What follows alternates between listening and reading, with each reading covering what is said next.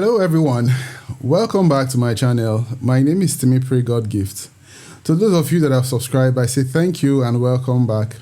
Now, if you are new to this channel, please subscribe and hit the notification bell icon so you get notified whenever I upload a new content.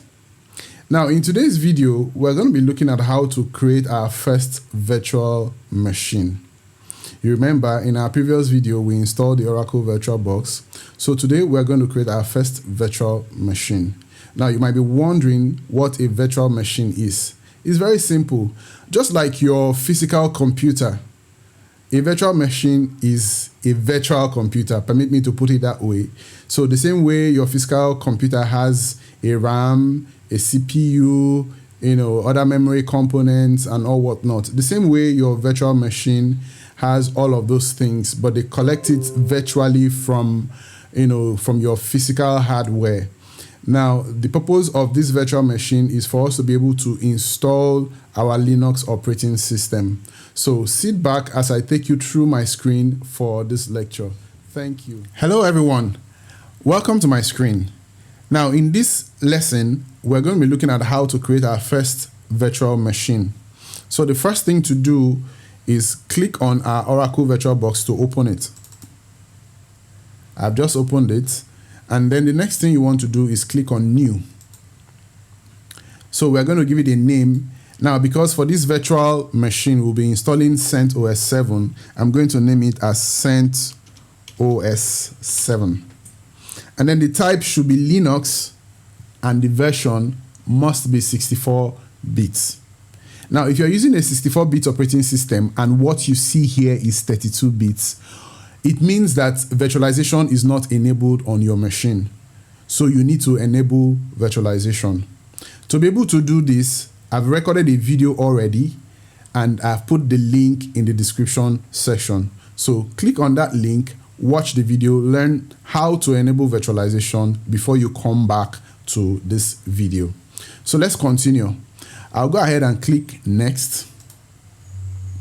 And then this is where we allocate the RAM size to the virtual machine. Now, in my own case, I have 8 gig, and it's always advisable to give at least half of your RAM to your virtual machine. So I'm going to do this and then give half of my RAM and click Next. Now, at this hard disk page, just go ahead and click Create a Virtual Hard Disk Now. So I'll click Create, and then at the hard disk file type, leave it at the default VDI, that's VirtualBox Disk Image. This is where your disk image will sit. So I'll click Next, and then on the storage on physical hard disk, leave it at dynamically allocated and just click Next. So at this file allocation and size, this is where your virtual disk image will sit.